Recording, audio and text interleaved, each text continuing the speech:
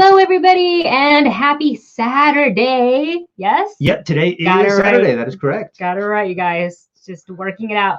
Hey, everybody, welcome to Movie Couple Live, where we talk about the latest in movie news and pop culture. I'm Wendy. I'm Dustin. And welcome to our live stream. Today, we will be talking about new images from Raya and the Last Dragon. We're also going to be talking about Oscar Isaac confirmed as Moon Knight. Yeah, and The Mandalorian coming soon to Galaxy's Edge, maybe, and so much more. Thank you all for joining us. We're so happy you're here, and we are hoping you are having a great Saturday wherever you may be watching from. And thank you for trying to see you here in the chat. Hello to our movie bunch. I see Jack and Debbie MK. I see Trailer Gamer. You guys, welcome. David, hello. Hope you're having a good day. We have a slew of trailer reactions to do. Oh yeah. I just keep adding onto the list, and then I just keep adding, and I keep adding, and I keep adding. It's like all the movie productions were kind of like, hey, you know what? Let's just wait until a week after the new year, and then let's just drop everything. And I thought January was going to be slow because you know, a lot of production, like SAG productions and stuff like that, have delayed their production due to the surging cases of COVID here in LA. So they're like, it's not safe, let's not film. So I thought, like, okay, maybe like it'll, you know, generally January is generally kind of slow anyways. But then there's now a trailer reaction for, and thanks to MK for posting all this in our Movie Bunch Discord. Are You Afraid of the Dark? Nickelodeon. Right. I love that show. There's Cherry, of course. I don't even know how we missed that. I actually couldn't find the source, like the, you know how there's like the official Facebook, not Facebook, the official YouTube for whatever, like, which in this case would be Apple Plus TV or Apple TV Plus, and I couldn't like find it there, and I want to like, so I'm trying to find that. If you guys know it, drop it in the chat or drop it in our Discord. Actually, that's probably better, which I will invite all of you to now in the chat. We would love if you could join us. Come join us. Come hang out with us. We will we discuss movie news and pop culture, theme parks, and pets, and food, and literally everything under the sun. It's a great time. So let's see what else is in our announcements. Oh, where are they? Let me go get them real quick. There's a reason why I put them out here. This is an announcement even to me. Oh, well, now I know what you're getting. So we want to thank some of our movie bunch who sent us treats. And you ready? Thank you so much. This is funny because the gold is reflecting. Oh, so you're seeing a little bit of our background. If I put my hand here, maybe you wouldn't. But thank you so much to Jim for sending both of these, and thank you to Chris, aka Chris's Choice, here on the stream for sending me a second one. I'm actually pretty happy that I'm having two of these because one I'm going to eat my popcorn with. The other one is on display on our Movie Couple / Nerd Corner. And it will never get dirty. It will always be nice and clean up on that nerd corner. This is literally the prettiest popcorn bucket I have ever seen. It's obviously got the Wonder Woman 1984 coloring. Sorry if you're not able to see it because my background's a little effed up. Like it's you know, we're a little crooked today. But it also says Wonder Woman 1984, and the interior, you guys, it's pink. It's pink. This is so my aesthetic. Thank you so much for getting these to us. We appreciate it so much. Thank you to our movie bunch. We love you. We love. I'm so happy. I want to show it off to everybody. Be like, look what I got. Look at it. Look. I'm gonna be like looking super stylish when I eat popcorn. You're gonna be eating popcorn out of it, trying to watch the movie, but every now and again you get a little distracted. You're just like, oh, it's so pretty. I mean, pretty much. It's so pretty. Look at it though. I really like the design that they have on it. This may be the prettiest popcorn bucket we have ever like collected, because we've got other Star Wars ones. I think when Rogue One came out, there's like 4 variations, and we bought all of them. Well, what's also really cool about this one is that it's not your stereotypical like poster, you know, where they have just all of the characters' faces on there. It actually has a really cool logo. The color design and the scheme of it is actually I like the aesthetics of it so much. Yeah. But even though it is really cool to be like that one's Iron really Man. cool too. We never even saw that one, and we were in theaters for Endgame.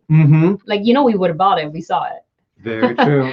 Such a cool Cool little bucket. Thank you guys so Thank much. you to Chris and Jim for sending those to us. And also we have a new trailer reaction, speaking of trailer reactions, for Earwig and the Witch. And this is the first Studio Ghibli film done in the style of 3D CG animation. So there's a trailer reaction out for that. Give it a watch on the channel. The link, I believe I actually did put in the description this time. So yay for me. We're trying to be proactive and all that stuff.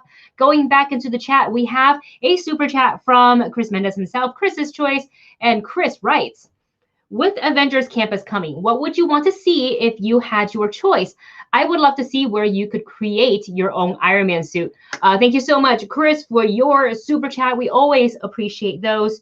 So with Avengers Campus coming, which is like something I would love to be able to witness in 2021. Yes. I know we have to renew our pass or whatever that may be. We got to call the phone number. Oh, yeah. And deal with it. We got to do that before everybody else does. Yeah. But what would you want to see if you had your choice? So maybe not pertaining to the Spider-Man ride that's already, you know. Yeah, that's one of the big ones, is checking out that new ride and the new technology that they have behind it. Love to see if you could. So create your own Iron Man suit is awesome. Mm-hmm. That sounds amazing. I think that's super cool. But the thing that I've been super excited about ever since I heard about it for Avengers Campus is the flying, or like the acrobatic Spider-Man, the robotic one. And I want to see that flying around Avengers Campus. I haven't remember all the rumors that they had about that. Yeah. I mean, for the longest time, it just looked like this robot that can do these flips. And then the rumor started, those poses that the acrobatic robot's able to do looks a lot Spider-Man. So I'm like, I want to see that in the suit. I want to see him flying around all over Avengers Campus. I'm like, I'm dying to see that. You can see it under the One Short Day or something like that, or on Disney Plus. And they were very careful to not say what the robot is doing. Yeah. But also, if you're like a fan of Spider-Man or just have any general knowledge of like Spider-Man poses, you're like that's Spider-Man. That's Spider-Man. I would. What would I want?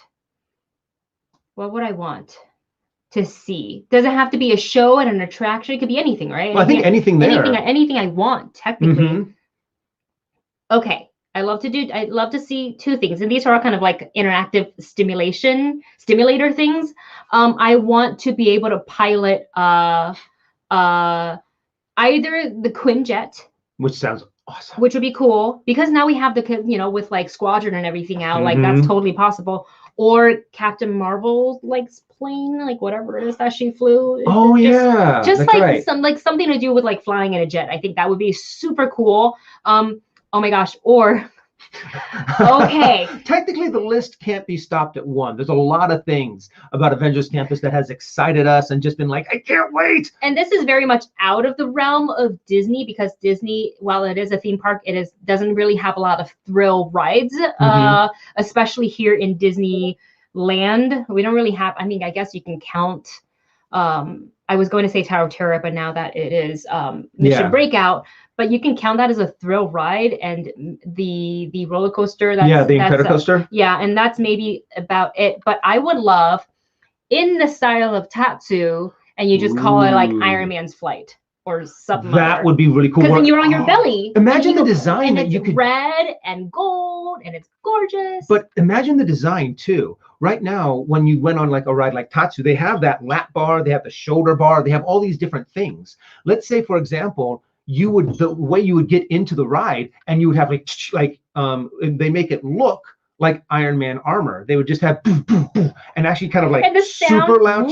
Oh my gosh, that would be so cool. That's not the sound that Iron Man makes at all. Some kind of helmet or something go over their face, and then you can still see through it, and you get that experience of flying. That would be cool. I think that would be an awesome Avengers Campus ride, I think. Yeah. And it could be like the Iron Man flight, not simulator, but training. And then so you can exit out to an Iron Man themed shop where you can also like armor yourself up like Iron Man, like Chris was saying.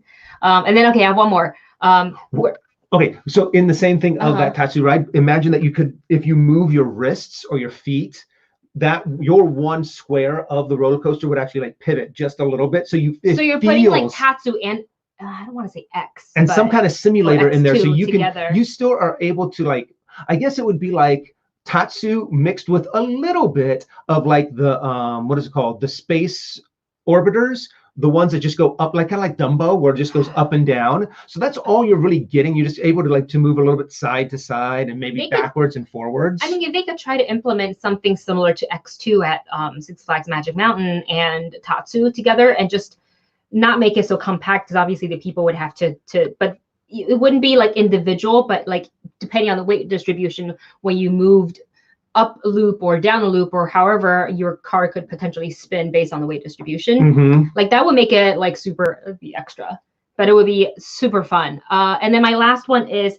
something that you can walk through, like a tunnel where you walk through the normal world and you're kind of being shrinked, like walking through a shrink ray, and then you walk in. And this is not like anything original. I feel like they did something like this for Honey, I Shrunk the Kids. Like maybe an activation like that, or like Bugs Land is kind of like that already. But I think that'd be like, you know, cute for photo ops for the younger kids who can't go on the or maybe they don't want to see all the other stuff, and they can go and like play. Because as an adult, I would go play. I think they have something like that for the eatery, for when you go into the Hank Pym or into the Pym diner. Yeah, or whatever it's called. It makes Pym something. You go in there, and then all like that's why the food is so much bigger. You can get big food and little food.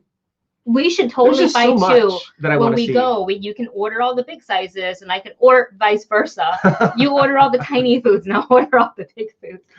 Well, it would be really cute to get you with some pictures of like having a huge pretzel. That would be really fun. That was a really fun Chris's choice. Thank you so much, Chris.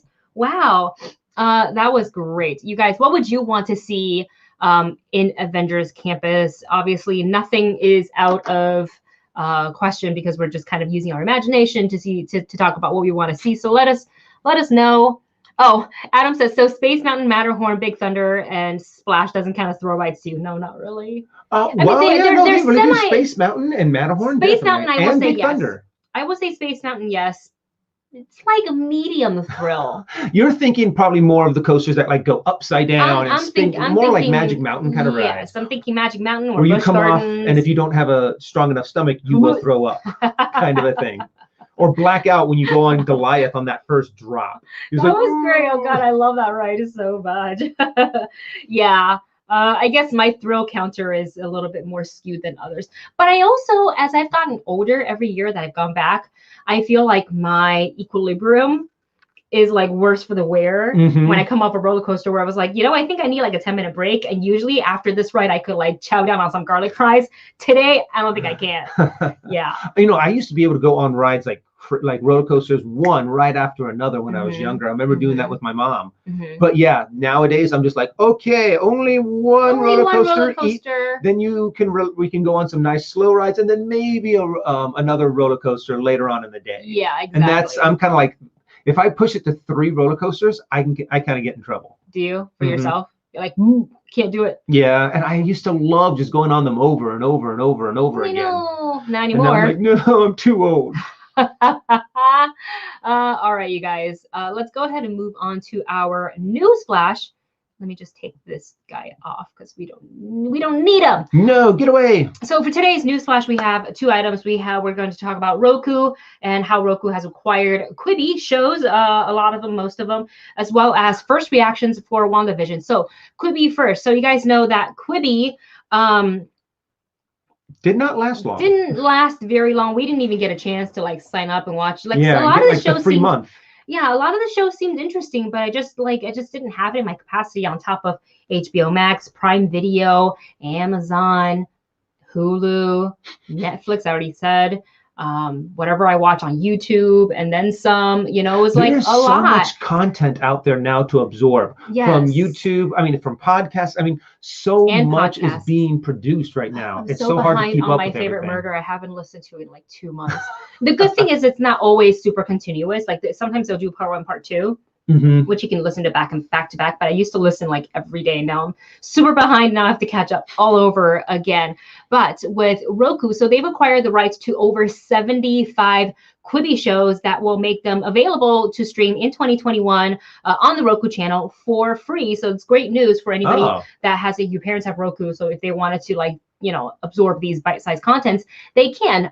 So we all know that Quibi shut down last October after they failed to gain a sustainable amount of subscribers to their platform. And Roku has acquired Quibi Holdings LLC, which is the company that holds all of Quibi's content distribution rights. I am curious to see that they've acquired the rights. They're going to stream it for free for their obviously subscribers for Roku. And then I wonder if they'll track kind of the response to that and see how many people are actively watching, and if they somehow will turn these shows, renew some of them, but instead of making them like Quibi size, they'll make them miniseries or full length instead. Well, I think that was the big problem with Quibi, is that Quibi had kind of a concept that they wanted to play with.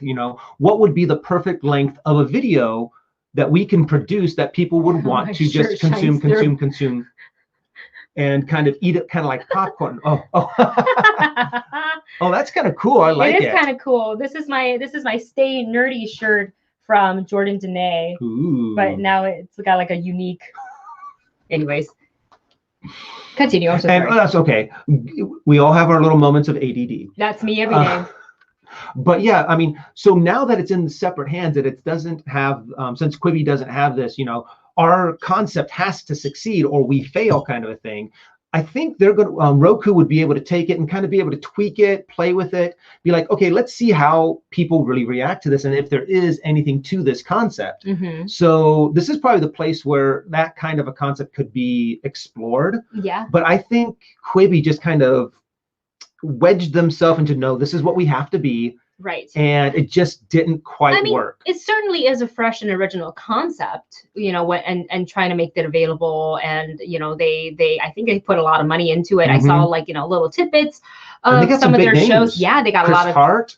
They got famous YouTubers. They got a lot of celebrities, actors, and it just a part of me thinks the timing has a lot to do with it as well. I actually thought the pandemic was going to be helpful to them because everybody else was bored and it seemed like the right time to release something like this so people can just lay in bed, watch on their phone, right? Just a little 10-minute thing, 10-minute episode here, put it down, go do this, come back, pick it up, do it again. But it just didn't you and I was honestly interested in some of the content, but people really wanted to do during the pandemic was binge. So I don't think forget the world. And kind of forget the world, and dive into Tiger King, dive into these long, episodes that are 1 hour long, and kind of just escape the world for a little bit. So the whole gimmick of having a 10-minute little clip that you're like, hey, I'm on my lunch break, I can watch a little 10-minute video and catch up on this show that I like watching. And so I think that's where it probably. Where they pigeon-toed themselves into that just a little bit, I guess. And then the gimmick just got hit wrong with the pandemic. Yeah, I guess it didn't work out. And now if you have Roku, we don't, but if you guys have Roku, you can get binge all of their shows. Yeah, get on the Quibi. Hello to Robert and Vanessa, late to the party, is in the chat. They're a little late, but it's okay because that's very on brand for their name, and we can just appreciate you guys watching and hang out. And I still need to talk to you guys about doing another collab and do another. For the one time, we will actually cross streams, and it will be okay.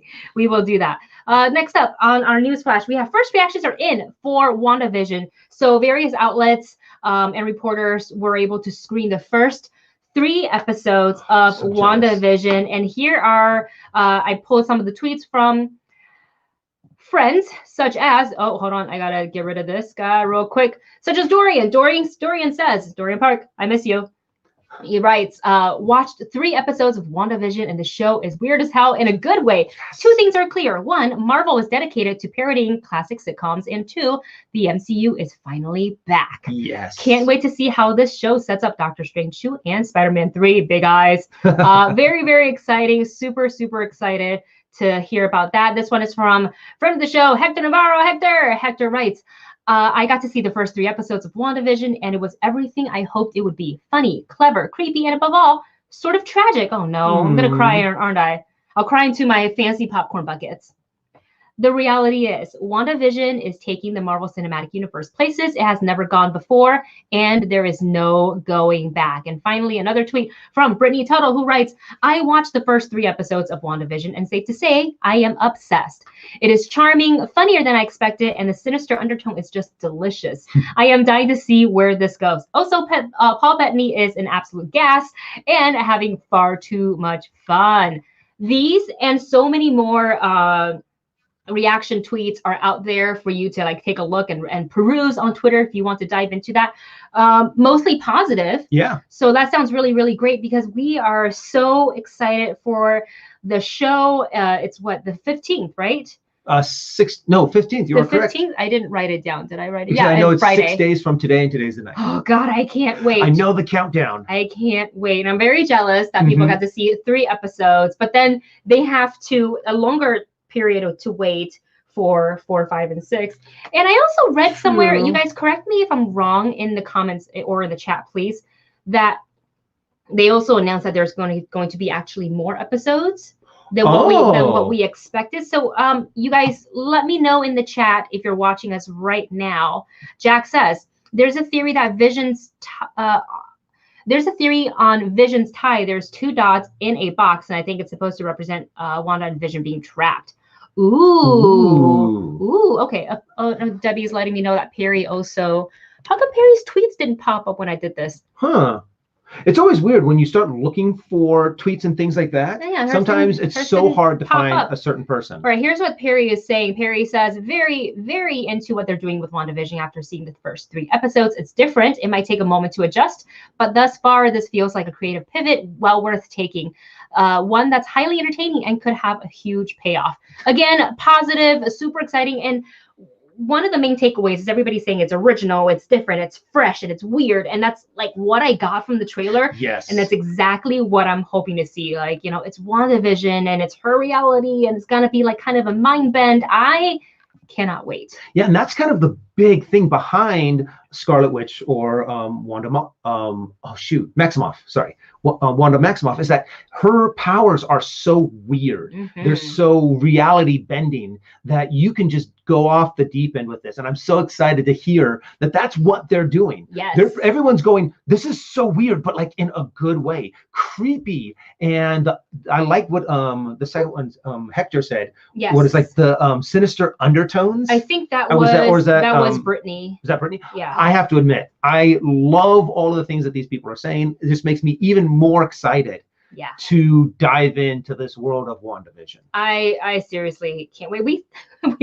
I just realized looking down at the monitor, I specifically said to Dustin on Wednesday when we streamed, we shouldn't wear black, white, or red or green. And here we are both wearing black and a little bit of blue. That the green screen still works. Way to listen to your own advice. Oh my gosh. Okay, so Movie Bunch Adam says the rumor of having more episodes has not been confirmed, but there will be 9 episodes according to some of you guys in the chat. And also, you guys should know that on the premiere day, we're not getting 1 but 2 episodes. It's a 2-episode premiere. So excited. And so that means we have a episode the following week, or is it the first 2 episodes a week off and then? I hope not. I think it should be first 2 episodes and then another episode. Which if they do, that's probably why they have 9 episodes. Because oh God. I like the fact that it's just us that's blurry. The background's perfectly fine. Should I take it off? Then it would just be green though. Yeah, then we just get a green screen with a little bit of. It just looks stupid. We kind of rushed the whole thing. No, it's not that. I really think it's a lighting issue. I think I need to put a light down here. My third light. Yeah.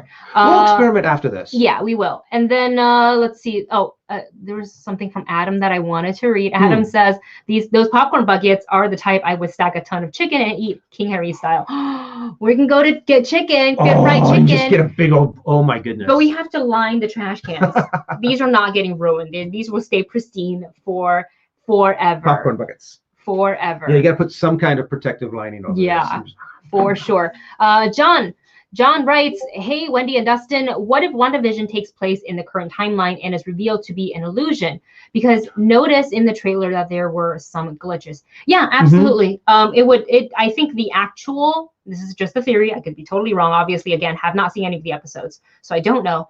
But you're right about the glitches. We've all noticed Oh, them. yeah. And we've noticed that they're like actually like on some type of a military base or something like that. And you Yeah. notice like the sword symbol on Monica Rambeau's necklace, and other comments have noted that if you look back on some of the other trailers, that they're also appear on when they flash to like those quick military base scenes. You see the symbols appear throughout. It's very quick, very like you have to pause and like zoom in sort of a deal. But I do think that the actual reality is present, as in after Endgame. Yes. As in after she's obviously, we know, lost vision, and then this is her kind of trapped in her own reality, but also her being trapped in it. What is that doing to the actual real world that she is in? And she's like messing it up a little bit, and that's why everything's glitching a little weird, because she probably teeters in and out of like that reality, because she doesn't want to accept the fact that she like lost him. So yeah, I am super, super curious. And then we also have heard that the episodes, I see Adam's chat there, I believe I read that these episodes will be about 30 minutes each. Okay. Just not as long as I had hoped. I was hoping for like the hour mark, but you know what? I'll take it. 45-minute, almost 50-minute kind of episodes. Because we're greedy. I'm just salivating. I just want to see this so bad. Yeah. Give me as much as you want. Give us everything. Famous last words, right? Yeah, right. All right, guys. It's just a little under a week before we get to see WandaVision. So we will, man, that's going to be a long video when we do our reaction to it. I'll have to split it up in that two. first one. Oh yeah, we'll probably have to have part one and part two. I just don't want to do another 12-hour edit. That killed me. All right, guys, moving on to our main topics. And the first one, we're talking about new images from Raya and the Last Dragon. And we will go ahead and put some up on the screen for you. These are from Entertainment Weekly.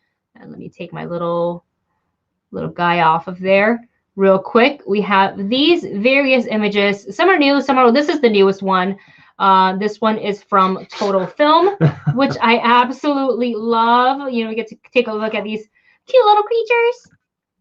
We have our baddie, which reminds me of what's his face from Mulan a little bit. Yeah, the stature and everything. And then super cute.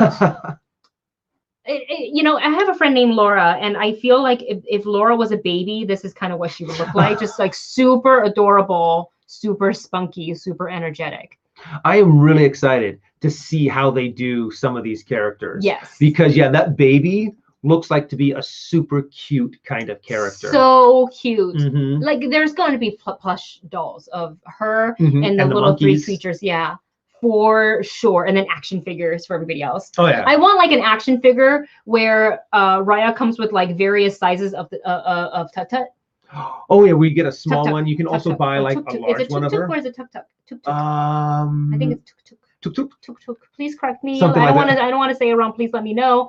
And Sheng Yu is who I'm thinking of. Thank you so much to Movie Bunch Adam for because I couldn't remember the name of the villain from Mulan. I was like, Sheng, no, it is not him. Don't say it. But yeah, these images just got me even more excited for Raya. I love everything about it already, and I've only seen snippets. And when I saw it, it wasn't even with Kelly Marie Tran voicing the character. That's right. So it's a whole different vibe. Because you got to see those at D23, right? At D23, and it was awesome. And it's weird that we didn't really get an explanation on why they switched them. But Kelly Marie Tran, I think when I would listen to Kelly Marie Tran, I loved it. I thought her voice was perfect. I thought it matched the character very well.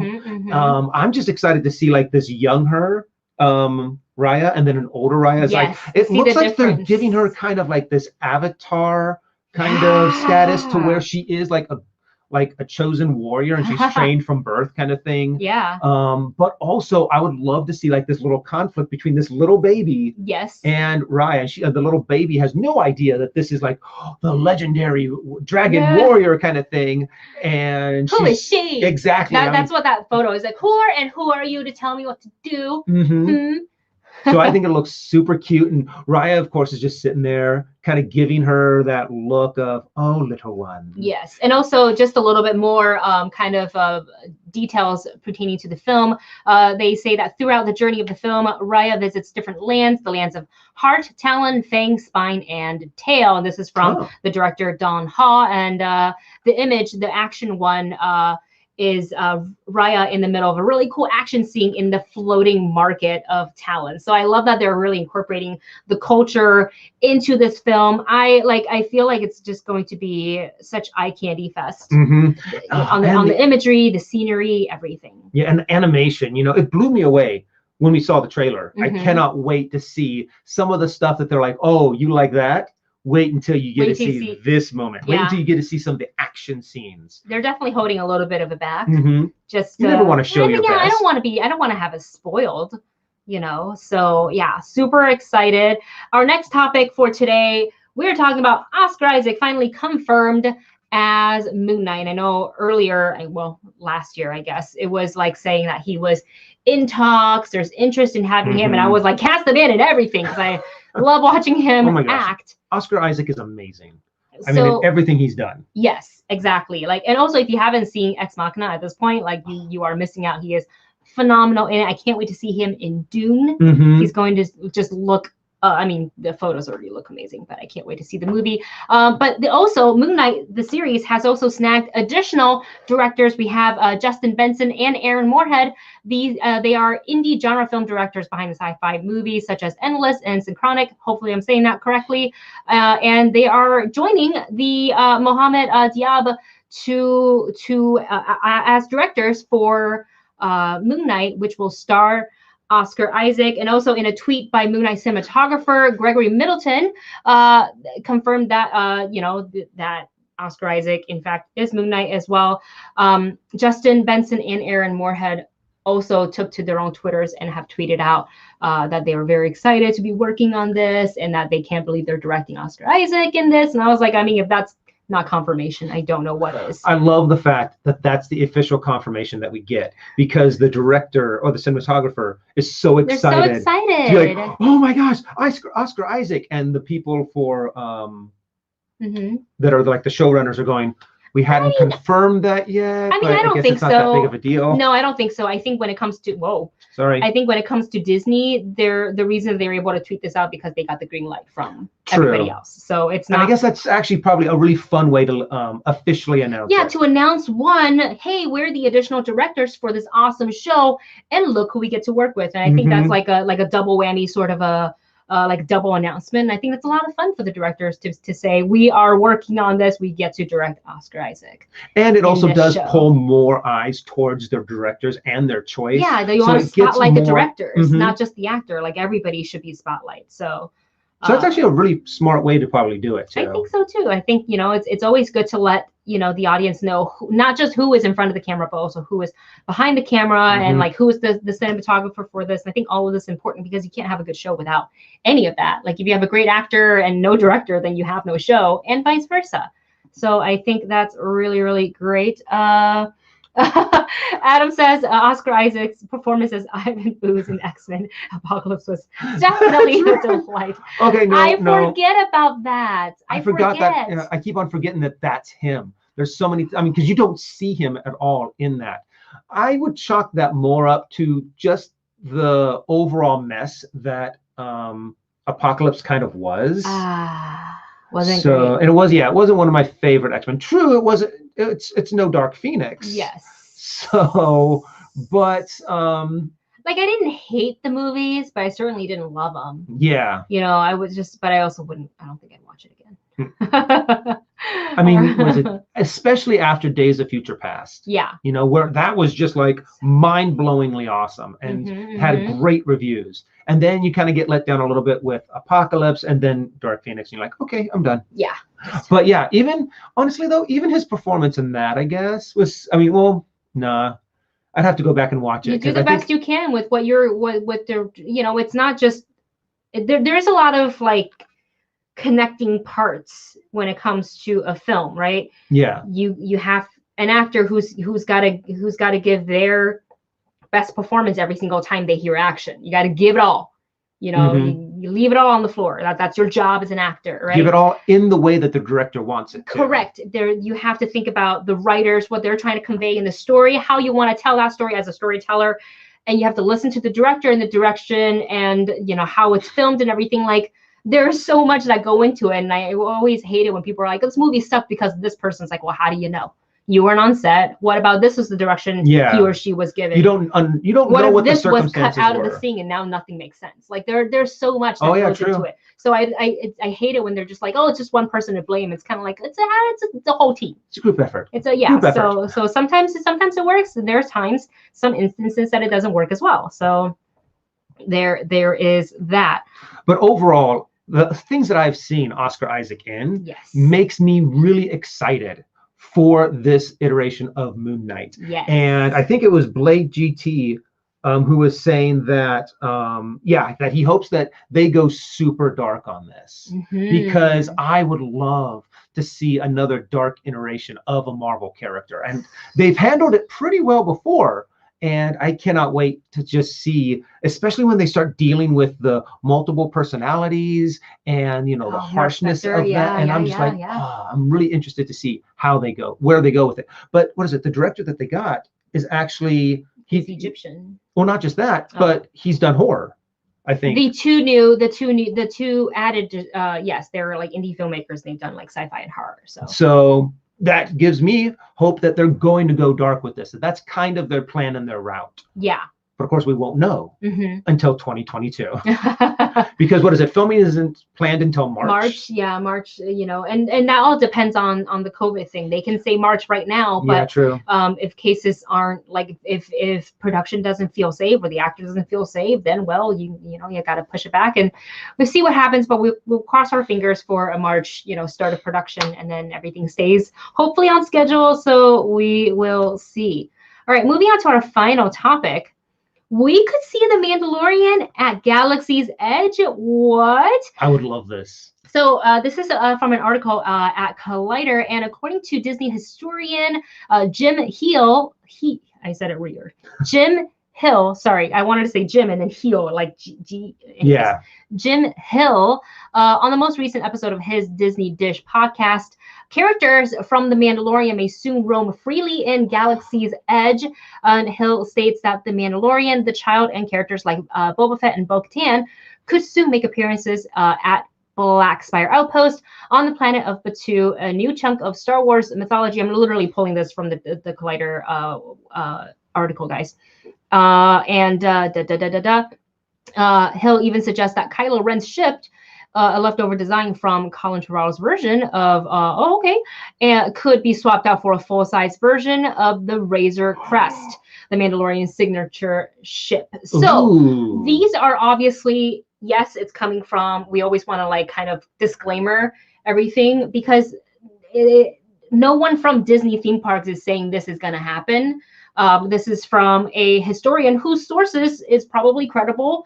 But again, we just want to let you guys know that no one from Disney theme parks has said, yes, this is true. So we'll take it just as, a bit of news to be discussed and to kind of be excited over. I feel like seeing Mando and of course Grogu and Bo-Katan and Boba Fett in the theme park would be so awesome. One of the things that's kind of weird. We could have Ahsoka in the park. I know. I thought about that too. That's insane. That's insane. I will never be able to play her because I am 5'1". Well, and also we're out of focus. We're out of focus. There we go. But one thing that makes me really excited is they start making these switches now. They could actually make Galaxy's Edge a little bit more flexible on their theming. Let's say, for example, they take out Kylo Ren's ship and they put in the Razor Crest. What's preventing them to say maybe taking out the Razor Crest and putting in the Ahsoka, whatever ship Ahsoka's in, or putting in Slave One? Slave One, yes. You would have people losing it. I mean, technically, it's okay if they don't put in the Razor Crest because it technically doesn't exist anymore. Very true. But I think it would be awesome to still put it in. Put in Slave One to be able to transition all of these different ships in and out for whatever show you want to promote. Okay, but here's the thing. here's the thing, and again, I love the idea of being able to see characters from the Mandalorian show walking around freely in the Mandalorian, sorry, at Galaxy's Edge. However, when they first built Galaxy's Edge, they were very specific, saying this takes place, so this is why you're not going to see the original characters like a Luke or Obi-Wan or a Leia or a Darth Vader walking around in this space, because their timeline, they kind of tied it to the sequel trilogy. Yes. So how are you going to now explain that and tie in somehow the Mandalorian, which is way before all of that? Like, how are you going to do that? So obviously, like, from a theme park operation standpoint for characters, like when Kylo, maybe they'll just switch, like from this time to this time, you'll see Rey and Chewie and Vi and Kylo, and Stormtroopers can be kind of the same constants that stays through, because you see them all the time anyways. But one thing that I think, I'm sorry, did you want to? No, sorry, Debbie is saying something, so I'm gonna just check it out. One thing that I think it would be great about being able to. Wait, hold on. Oh. Check their audio. Uh-oh, did we lose our audio? No. They're saying that they're hearing some feedback. Oh. How about now? No, I can hear it, yeah. Is that better? That is so weird. No, it's here. It's like, do you want to hear it? No, I just will. Is that better? Well, unfortunately I'm on a 20-second delay, so I'll have to find out in this. That's probably better. I just switched our output. You switched it. You fixed it. It's That's good. Weird. Maybe don't have that going. Oh no, this has never affected it before. Okay. So we'll deal with it. We'll work it out later. This other thing also never had a problem before. Thanks guys for letting us know. I don't know why it was doing that. Is it still doing it? Hold on, let me check. Let me know, guys, if it's Thank you, Robert. Okay, great. Thank you, Robert and Adam and Debbie and everybody putting in Discord. Robert, late to the party, literally texted me, check your audio. Sorry, guys. Thank you guys so much. Don't know what is going on. Today's been a weird day for tech. Anyways, back to Jakku, not Jakku. Back to. Why does everybody want to go back to Jakku? But it's great that's why I think it's actually now a good thing that they've kind of put Galaxy's Edge. What planet on there? On then, if it's Batu, that they place it on Batu is the fact that you can now mix up the timeline if you want. You can change it to where, hey, no, this is around this. You can have these different characters. It's flexible because it's not one of those planets that we've seen like Hoth or Dagobah or what is it called? Or Tatooine. Navi's sleeping on the job. She's sleeping on the job. She's literally she's not even in here. She's sleeping on the job. She's like, I don't want to be on camera today. I am gone. Navi, you were supposed to run the sound. This is what happened. That's what happened. Navi slept on the job. She's taking a nap right now. But yeah, I just wonder how they're going to make that work. So potentially they could do a set where they have roaming characters such as Rey, Kylo, Vi, and Chewie together. And then they can do a separate set where they can have all the Mandalorians and an Ahsoka and who else? I don't know. I would love to see Frog Lady walking around. I think you're going to have to be flexible too with what time period, what is it called, that Batu takes place in. If you make it stagnant at one time, all you're going to be able to do is show those same characters over and over again. Right. And that trilogy's door has closed. Exactly. So like, that's why I kind of wish they hadn't said like, this is going to be, like this is going to be just this time. Like they should have just, because then they were saying that because they didn't want to put the original trilogy characters in there. And it's kind of like, but you can't. Like, we as Star Wars fans, we'll accept it. We don't care. I mean, would it be weird to see Kylo Ren interact with like a Darth Vader or a Anakin Skywalker? Absolutely yes. But it's Disney magic, so you rotate your sets so they're never seen together. Yeah. It's like Mickey never shows up at two places at once. So the kid's not like that Spider-Man thing. Oh yeah, no, you're the. And you know what, honestly, that's what you do, is that you maybe one day you'll have people that want to see Kylo. And I was going to say, maybe if you just have Darth Vader on Mondays and Wednesdays kind of a thing, and then Kylo on these days. But you want to make sure that all of those characters are kind of coming in and out so anyone can take pictures with them. Yeah. But just, make sure that the sets don't overlap. Maybe like, okay, this set, it's going to be all sequels. This set is going to be all prequels, So I think there's ways that you can do it. Yes. And I think that's probably a smart way to be flexible with the timeline so everyone can see the characters that they love. Exactly. And also they have that launch bay area that's next to that's kind of like on the edge of Tomorrowland. Yeah. Where we used to see before Galaxy's Edge, we used to see a bunch of characters there. And it wasn't just Star Wars characters too, prior to them making it launch bay. Like Marvel characters were there. And we saw Vader there, Kylo there, Chewie there. We've all taken photos there. So they could easily, if they wanted to, rotate them out, if people need like with younger kids and stuff like that, because these are free roaming characters. So unless you know a cast member who can give you the DL on like when these characters are appearing, you really kind of wouldn't know. And you could just potentially sit all day at Galaxy's Edge waiting for a character that you love to see, which I wouldn't mind, because I would hang out there all day, drink a blue milk, drink a green milk, go on a ride. But for families with younger kids who wants to follow a schedule so they can just stand in line and get their photos with their characters, maybe that would be a nice option as well, to say like, meet Boba Fett at this time, meet Bo-Katan at this time, at launch bay, and then you just don't have to worry about these characters kind of overlapping, because then you would just know who you have scheduled out in various places. And they've kind of already established that Tomorrowland is pretty much the original movie. So you'll see Darth Vader and everyone from the original trilogy there, and in Galaxy's Edge, that's where you'll see the sequels. Yes. So, and they've kind of already kind of separated it like that. So I guess you could still kind of just, and you have like maybe like the people that don't fall into the characters that don't fall into those categories, be able to show up either where you want. Would you want to see, aside from the characters from The Mandalorian, who would you want to see from the original trilogies and the prequels? The original trilogies? Like, are you okay with seeing a Luke and an Obi-Wan and a Leia and Han? Like, are you okay? I don't know if I am. Part of me is like, I don't know. I am totally okay with seeing Darth Vader because the costume is iconic. Yeah. But to cast an exact look-alike for Luke, Leia, Han, not an exact, but as close as you can get, I don't think that's very easy. And they have to make sure they sound and move and act like them, like that's not easy. And so maybe I don't want to, because they can just live my mind a little bit, but Mandalorians, a little bit easier. I think, especially when it comes to characters like that have masks. Yeah. That have... Jack says Jar Jar. No.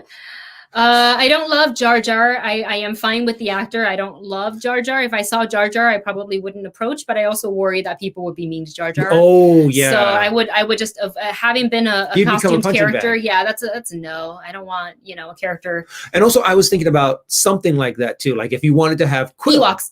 Or Ewoks. Ewoks would be great. Yeah. I think it would be really cute to have Ewoks running around. But that would be really cool. I'm up for that. Or sand people. That would be cool. Raiders. I think what you would need is which is not you would need more than one. If you're gonna have like a masked character like that, they need to obviously have like a guy. What is that called? An escort. Yes. And there needs to be more than one of them. Kind of like Kylo Ren also has all of his. Usually, will have one or two stormtroopers with him, and they would have. But Kylo's allowed to be really mean. Yeah, true. I mean, I'm not saying he can shove a guest, but he can kind of get in your face because he's tall. He's got the stature. Say something and then walk away. Like Jar Jar would be so out of character for Jar Jar to do anything like that. Yeah. No, very true. Kylo's all fun and like game until like he gets in your face and you're like, okay, I'm sorry. You have all of the characters that would fall under the realm of creature. So Jar Jar, Ewoks, and Quill be walking around with Chewbacca. So you would have those two characters, one employee escort, and I think that's how you could kind of pull it off. Yeah, I think that would be really cool. And to also further kind of like enhance our point about not having Jar Jar as a walk around, Adam writes, Jar Jar and Yoda would be too complex as meet and greet characters.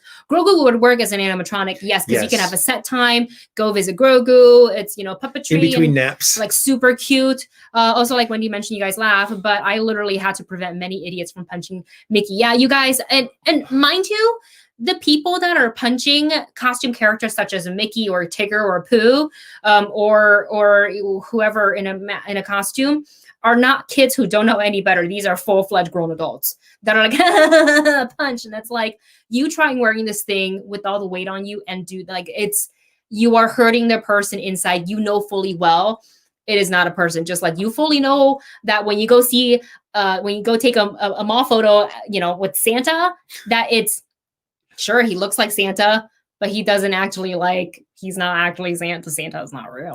So it's kind of like these people that are doing it fully are aware are doing that, but they are still jerks anyway. And it's my top pet peeve seeing that at a theme park. And I'm like, leave the character alone. One, it is wrong. Two, you're being really disrespectful. Three, you're showing all the other park goers that it is okay to do that when it is not. And sometimes, not often, sometimes at Disney, some of the characters don't have escorts. They don't always have the luxury to have an escort. They don't have the luxury of being a face character where they can actively say in character, I am not okay with your behavior, and you may move along now or whatever. Like they're masked, they can't talk. So like Jar Jar would, I don't think anybody's gonna want to like punch Yoda at all. Jar Jar is more likely like if you're a jerk if you want to punch an Yoda. To punch Yoda. I mean, what's wrong with you? But actually, I think it would be really cool, if they had like Yoda as an animatronic that you could actually like go into and meet. Or if you had like a baby Yoda, because then you don't have to actually respond because it's just coos and different little cute I would sounds. Come out crying. I would come out. I would take the picture and then I would just ugly cry, and I would need like a solid like 4 or 5 minutes to just recollect myself while I drink my blue milk because I'm a big baby. Adam says I had to call security many times for all those stupid guests, and if anyone in this chat have plans to do that and the park reopens, you have no sympathy from me. Yeah, that's a no for me, dog. The one people that I feel really bad for are like the princesses and the face characters a lot of the times, especially the girls, because I'm sure every single princess, every single like character that's a female has had some guy just very inappropriately either talk to them, grope them. I mean, heck, even like, what is it? We talked to we won't mention names, but we know people who are friends with Marilyn Monroe at Universal Studios, and just have heard and seen things that park goers do to a lot of the female face characters. I'm just like astonished. I'm like, keep your hands to yourself, look with your eyes and not with your hands, please. Thanks. Yeah, it's the disconnect and the disrespect sometimes is wild. It goes from like little silly pokes to be like, okay, like slap on the hand, no, okay, no, and then they kind of like, all right, no, thanks, to something that's way more like they physically pick up a female performer and walk away with them during Horror Nights. Oh my gosh. That's literally happened to me when I was a zombie. And what happened to one of our zombie guards? Oh, really? Well, remember what happened to... No. Don't say names. Nope, I'm not... Okay, well, the... what is it? Someone came up and just full-on groped her when she was walking around on stilts. Oh yeah. Yeah. And I'm just I mean, look, we've all seen it happen. Look, guys, when you go to a theme park, just remember that, with the people, they're actors and this is their job, and they will entertain you and they will interact with you. But just like remember to be a decent human being. That's all. Decent. That's all we're asking you to be. Is just decent. Just be nice. And that's hard for some people. Especially in the summertime when it's hot, everybody's sweaty. You're not the only one that's sweating. We're all sweaty. Nobody wants to, just drink some water, take a break, sit on a park bench and like chill out, and don't take your frustrations out on a costume character. But I kind of going back to what we're saying, timeline aside, I would love nothing more than to see kind of an integration of the Mandalorian. Yes. In Galaxy's Edge, I would love a meet and greet with Grogu. I think that would be so adorable. Yep. Like kind of, you know, even if he obviously will be stationary, but you can kind of go up and he'll do the little earwig movements and things like that. You can take a really cute photo with Grogu. I think it'd be cool if you kind of bust out like a little guitar, and start just jamming with him, and he starts like, you can have like the animatronic actually start bobbing its head, kind of like what he did on set. Oh, God, that would be like top-notch attraction, the longest line ever, Mm-hmm. longer than the cantina maybe. Yep. Yeah, we miss it so much, you guys. We can't wait to be able to go back to Disneyland. We're hoping maybe this year, sometime this year, maybe later this year, we will have the opportunity to go back, depending on how the rest of this year goes. How quickly that vaccine gets out. Yeah, more and more of my friends are getting it. So and they all have positive things to report so far. So, that's really good. It's making me feel pretty confident, and just we will see. Adam says, I also want to meet Hondo. Yeah. To have Hondo as a walk-around character would be really cool, because then you can just be like, okay, now go over to my you'll go see me in my ride. Go see. We are looking for pilots like you, the ones that fall for easy tricks. Yeah, that would be great. I honestly don't mind any of the currently like seeing any of the walk around characters. The only one that does throw me off a little bit is seeing Ray, because nobody has exactly a face like Daisy Ridley's. No, true. So they come close, but it's not exactly the same. Kind of the same as when I see, you know, superhero face characters such as Thor, Captain America, who else? Black Widow. Like they come very close, but it's still weird. That's why I think masked characters are always great, because then you don't have to worry about what they look like underneath, as long as they can do like maybe say the voice and the certain poses. Yeah, you're good. Yeah, and that's why, you know, like I was really excited to like remember seeing Finn in the ride Rise of the Resistance, and I was like, oh cool, what if he was a walk around character? Oh, but wait, like I actually don't love that, because it's because nobody can look like them. Everybody's face is so unique, you can't look like them. And sometimes there are some people who cosplay so well to Disney that like where they can get past the cosplay rule, the Disney bound. Yes. So if you see a normal faced person walking around in a cool outfit, that doesn't really mean that they're like part of the Star Wars environment. Yeah. But if you have characters like Chewbacca, if you have people like Kylo Ren, you have the Stormtroopers, you have Mando, you have the Mandalorians, those add to the ambiance and the atmosphere to make you feel like, holy cow, I'm really in a Star Wars city. I'm really in a Star Wars town. I am in Star Wars right now. And I think those are the more important things to kind of push, to help push that all-encompassing atmosphere kind of thing. And I also see a comment here from Wasted Poe who writes, who writes, from the YouTube clip I saw, the Rey actress they got was pretty darn close. Yes, there's one specific actress that we've seen, I think, a couple of times, because there's several Reys, but sorry, Disney Magic. But there is one particular who, especially in the speech and the tone, nailed it. Where I was like, whoa. And usually when you can nail their cadences, their speech, and their like, you can match their tone, that's it. Like that, I believe it. Even if your face can't obviously look the same, but if you can impersonate that voice and their movement, wow. Yeah. So I think I do know who you're talking about. I think she's also Captain Marvel. Oh, well, also, what is it? That is probably one of the bigger challenges that that Avengers Campus will have, is that a lot more of those characters are real faced characters. So it's going to be a lot more difficult to get more of those kind of characters out there and interacting, I think. We gotta talk, Navi. Did you fall asleep on the job? Huh? Why didn't you run the sound correctly? I know. The whole show was ruined because you fell asleep on the job. Oh, look at that guilty face.